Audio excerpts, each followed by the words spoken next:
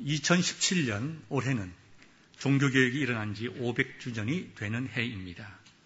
전 세계에서 종교개혁 500주년을 기념하여 많은 이런 컨퍼런스와 또 여러 가지 기념 행사들이 열리고 있습니다.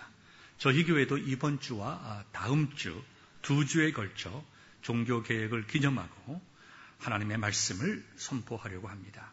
오늘은 그 첫 번째 시간으로 종교개혁의 핵심 사상에 대하여 여러분들에게 말씀을 증거하고자 합니다. 이미 잘 아시고 계시는 대로 종교개혁은 하나님의 말씀으로부터 크게 벗어난 중세의 로마 캐톨릭 교회로부터 예수님께서 세우셨던 바른 교회로 돌아가기 위한 운동이었습니다. 이러한 개혁운동은 마틴 루터로부터 시작해서 즈윙글리, 켈빈 같은 분들을 중심으로 하여 이루어져 나갔습니다. 지금으로부터 500년 전인 1517년 10월 31일 위텐버그 대학의 젊은 교수였던 마틴 루터는 베드로 성당 건축을 위하여 면죄부를 팔기 위해서 사제들이 이제 위텐버그시에 들어온다는 소식을 들었습니다. 여기에 분노하여 마틴 루터는 로마 교회의 잘못된 것들을 95개 항목으로 기록을 하여 위텐버그 대학 채플 정문에 붙였습니다. 이날을 기념하여 지금까지 종교개혁을 기념하고 있는 것입니다. 그 종교개혁의 신학 사상은 다음과 같습니다. 첫째, 만인 제사장주의입니다. 사제이건 평신도이건 모든 그리스도인들은 사제의 도움 없이 동등하게 하나님께 나아가고 교제하며 예배할 수 있다는 사상이었습니다. 두 번째는 성경의 신적 권위입니다. 켈빈은 오직 성경을 주장하므로 우리의 신앙과 생활의 진정한 권위는 교황이 아니라 하나님의 말씀인 성경에 있다고 주장했습니다. 세 번째는 오직 은혜와 믿음이었습니다. 인간의 구원도 예수 그리스도의 은혜와 그 은혜를 믿음으로 받아들임으로 이루어지는 것이지 사제나 마리아의 도움이나 또 선한 일을 한다고 해서 우리가 구원받지 못한다는 것을 강조하였습니다. 지금 우리가 생각해보면 너무나도 당연한 말씀이지만 이와 같이 보편적인 진리가 왜 그 당시에는 받아들여지지 않았을까요? 무슨 근거로 루터나 켈빈 같은 분들이 이와 같은 개혁 주장을 하였을까요? 그리고 그 당시에 백성들과 성도들은 이와 같이 잘못된 사상들을 어떻게 그냥 그대로 받아들일 수 있었을까요? 지금이야 우리가 다 믿음으로 받아들이는 그러한 사상들을 그 당시에 받아들이지 못하고 가르치지 못했던 것은 근본적으로 교회와 사제들의 타락 때문이었습니다. 윤리적인 타락과 도덕적인 타락도 컸지만 가장 근본적인 것은 신학적인 타락이었습니다. 로마 캐톨릭 교회는 역사적으로 로마 교회를 중심으로 전 세계를 지배하고자 했습니다. 정신적으로 지배하고 사상적으로 지배하고 또 종교를 통해서 전 세계를 로마 교회를 중심으로 지배하고 통일하기를 원했습니다. 그러다 보니 그들은 교회의 권위를 강조했고 교회의 상징적인 존재인 교황의 권위를 강조하는 것으로부터 그들의 신학 사상이 출발했습니다. 그래서 교황이 또 사제가 인간의 죄를 용서할 수 있다는 잘못된 주장을 하게 되었고 예수님을 믿어도 마리아의 도움과 사제의 도움이 없이는 구원받을 수 없다고 가르쳤습니다. 더 나아가서 교황이 하는 말은 하나님의 말씀과 동일한 것이고 교황이 하는 말은 잘못된 것이 아니라는 교황 무호설까지 주장을 하였습니다. 이처럼 신학적인 오류가 끝없이 일어났습니다. 그럼에도 불구하고 일반 백성들은 그 주장을 그대로 받아들였습니다.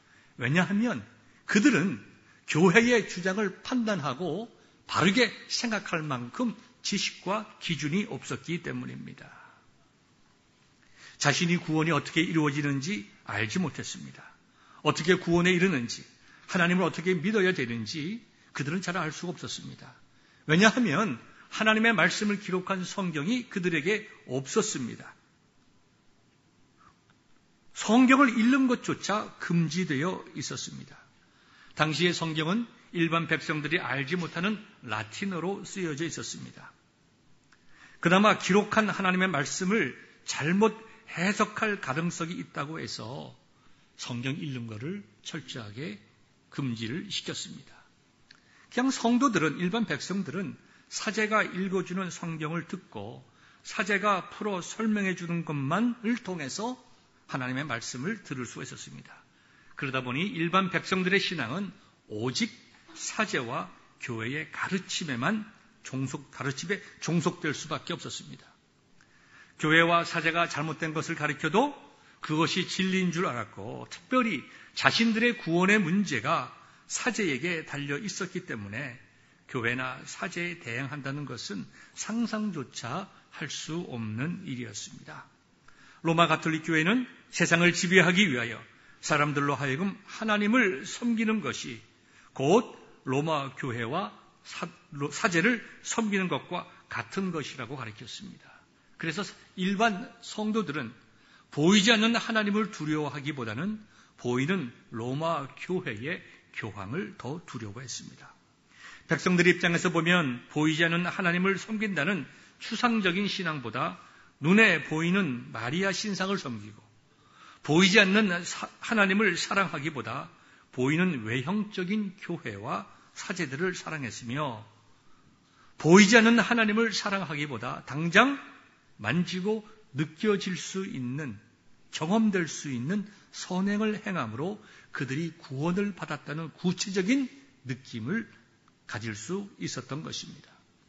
하나님의 나라의 건설보다는 그들의 나라를 건설하길 원했고, 하나님의 영광보다 그들의 영광을 추구했던 로마 교회는 정말 악하고 부정했지만 근본 잘못된 부패의 뿌리는 결국 하나님의 말씀보다 로마 교회의 권위를 더 높이는 죄로부터 시작이 되었습니다. 그래서 이러한 로마 교회의 분기한 종교개혁자들이 가장 강하게 주장했던 사상은 하나님의 말씀이 우리에게 무엇이라고 말씀하시는지 그것을 바르게 깨닫기 위하여 하나님의 말씀으로 돌아가야 된다는 것이었습니다. 그렇게 주장했던 것은 하나님의 말씀만이 우리의 신앙과 생활을 결정하는 유일한 기준임을 그들이 믿었기 때문입니다. 하나님의 말씀으로 돌아가 그 말씀대로 하나님을 섬기고 그 하나님의 말씀대로 살아야 된다는 것이 종교개혁 사상의 중심이었습니다. 그래서 종교개혁자들이 주장했던 여러 가지 사상들이 많이 있지만 일반적으로 5가지, 그다음에 핵심적인 3가지 사상을 여러분들에게 말씀을 드리고자 합니다. 첫 번째는 오직 성경입니다. 디모데후서 3장 14절부터 17절까지는 이렇게 증거하고 있습니다.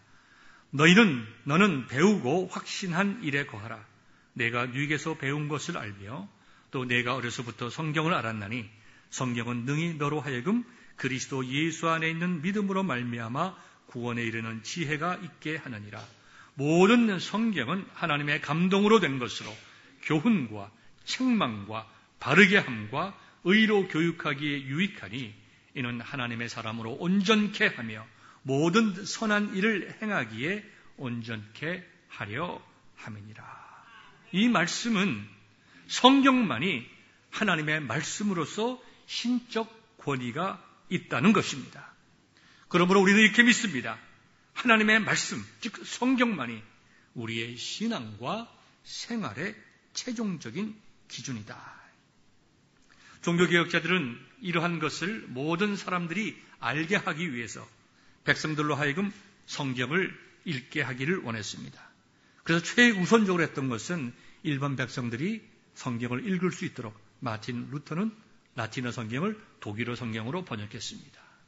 켈빈은 성경의 모든 가르침을 체계적이고 조직적으로 잘 이해할 수 있도록 기독교 강요를 집필을 하였습니다. 또 교회의 지도자들이 하나님의 말씀을 바르게 이해하고 설교하고 가르칠 수 있도록 평생 성경을 풀어 해석한 성경 주석 집필하는 일에 자신의 삶을 헌신했습니다. 이와 같이 종교개혁자들은 교회의 부패를 바로잡는 기준을 사람의 생각이나 판단이 아닌 하나님의 말씀으로 보고, 교회의 권위나 교황의 생각과 말이 아니라 하나님의 말씀으로 보고 하나님의 말씀을 강조했습니다. 이것은 교황과 사제 중심의 교회에서 하나님 말씀 중심의 교회로 바꾼 혁명적인 일이었습니다. 두 번째 종교개혁자들이 강조한 사상은 오직 은혜였습니다. 우리가 구원을 받기 위해서는 예수님을 믿는 것과 동시에 선한 일을 많이 해야 된다고 하는 로마 캐톨릭 교회를 반대했습니다. 우리의 구원은 오직 은혜로 받는 것이며 선행은 구원의 목적이 아니라 구원의 결과라고 바르게 가르쳤습니다. 오늘 본문의 말씀은 에베소서 2장 8절과 9절은 이렇게 증거하고 있습니다. 너희가 그 은혜를 인하여 믿음으로 말미암아 구원을 얻었나니 이것이 너희에게서 난 것이 아니요 하나님의 선물이라. 행위에서 난 것이 아니니 이는 누구든지 자랑치 못하게 함이니라. 이 오직 은혜 사상에 대해서 도표로 표식하면 다음과 같습니다. 우리 슬라이드를 보여주시면 고맙겠습니다. 로마 캐톨릭에서는 우리가 어떻게 구원을 받느냐? 은혜도 필요하지만 은혜와 동시에 우리가 선한 일, 착한 일을 해야 된다. 그러면 구원을 받는다고 가르칩니다. 즉 선한 행위는 구원을 받기 위한 조건입니다. 그러나 종교개혁자들은 그건 아니다. 우리의 구원은 오직 은혜로만 받는 것이다. 은혜로만 구원을 받으면 구원받은 결과로 하나님을 기쁘시게 하는 선한 행위를 하는 것이다. 종교개혁자들은 선한 행위, 즉 하나님께 영광 돌리는 행위를 구원의 결과로 보았지 조건으로 보지 않았습니다. 구원이라고 하는 것은 오직 예수 그리스도의 은혜로만 가능하다는 것을 가르쳤던 것입니다. 그래서 구원받기 위해서는 선한 일을 해야 하며 구원받기 위해서는 마리아의 도움이 필요하다는 로마 캐톨릭의 거짓된 가르침을 강하게 반대하여 우리 인간은 오직 예수 그리스도 십자가의 은혜로만 구원받으며 예수 그리스도의 은혜가 우리를 구원하기에 충분하다고, 완벽하다고 종교개혁자를 믿고 선포하였습니다. 세 번째는 오직 믿음이었습니다. 루터는 경건한 캐톨릭 사제였습니다. 그는 보다 더 잘 믿기 위해서 성경을 읽고 묵상하고 또 자신의 영적인 정말 풍성함을 인하여 육체를 쳐서 복종시키기 위하여 고난과 고행도 시범소 실천했던 분입니다. 그러나 그는 고행을 하면 할수록 용서에 대한 확신보다 더 많은 회의를 느끼게 되었습니다. 그는 빌라도의 돌 계단을, 즉 예수님께서 마지막 빌라도 앞에 심판을 받을 때 걸어 올라가셨던 그 계단에서 몇 개를 뽑아와서 만든 돌 계단 성전에 그 계단들을 무릎으로 올라가면서 고통을 받으며 올라가던 중에 내가 아무리 내 육체의 고통을 주고 고행을 한다고 해도 그것이 내 죄의 문제를 해결해 줄 수 없다는 것을 깨달았습니다. 그때 로마서 1장 16절과 17절의 말씀이 그의 머리를 쳤습니다. 내가 복음을 부끄러워하지 아니하노니 이 복음은 모든 믿는 자에게 구원을 주시는 하나님의 능력이 됨이라. 첫째는 유대인에게요 또한 헬라인에게로다. 구원에는 하나님의 의가 나타나서 믿음으로 믿음에 이르게 하나니 기록된 바 오직 의인은 믿음으로 말미암아 살리라. 이 말씀이 루터의 심령을 때렸습니다. 루터는 하나님께서 나에게 온전한 은혜를 베푸셨는데, 예수님께서 나에게 온전하고 완벽한 은혜를 베푸셨는데, 내가 그 은혜를 믿음으로 받고 감사와 자유함의 생활을 하지 아니하고 고행이나 선행을 통하여 은혜를 받으려 하는 것은 복음을 왜곡시키고 복음을 부끄러워하는 일이라고 생각했습니다. 그래서 그는 하나님의 말씀과 은혜로 임한 예수 그리스도의 생명을 오직 믿음으로 받아들임으로 인하여 성도들은 구원을 얻게 된다는 오직 믿음을 그는 선포하게 되었습니다. 저와 여러분 또 우리 교회는 마틴 루터, 스윙글리, 켈빈과 같은 위대한 종교 개혁자들의 신앙 고백 위에 서 있는 교회입니다.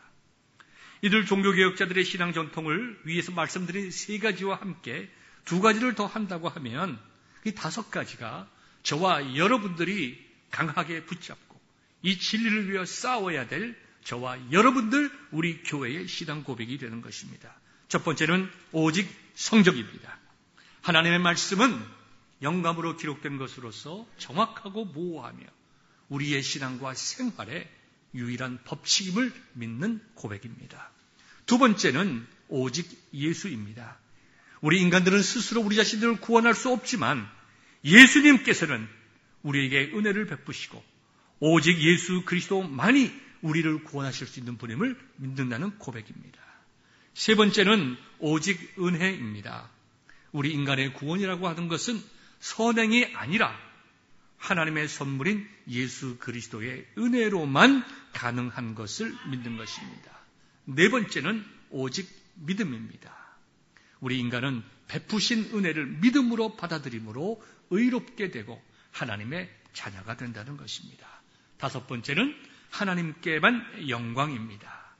우리는 우리 삶의 존재 이유와 목적이 하나님의 영광임을 믿습니다. 우리에게 향하신 예수 그리스도의 십자가의 은혜를 믿음으로 받아들임으로 우리가 구원을 받았습니다. 오직 은혜, 오직 믿음입니다. 그리고 오직 은혜와 오직 믿음이라는 고백 속에 오직 예수라는 고백이 함께 있습니다.